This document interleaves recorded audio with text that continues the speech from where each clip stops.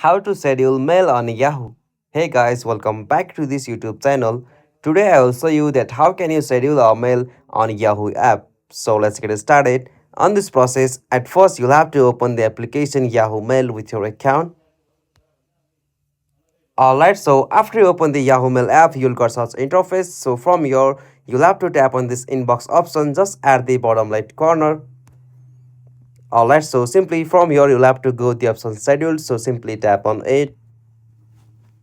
Alright, so from here, tap on schedule new message. Okay, so from here, you'll have to compose your mail from here. So from here, you'll have to give your email address. Subject can be nothing. Alright, so simply after you complete from here, you'll have to just tap on the three dot just at the top right corner. And now from here, tap on schedule for later. Okay, so now from here, you can schedule a message for your day. Alright, so now from here you can schedule this mail for the specific date or time. So from here you can choose the specific date or time and tap on the schedule message option. So this is the easiest and simplest method to schedule mail on Yahoo app.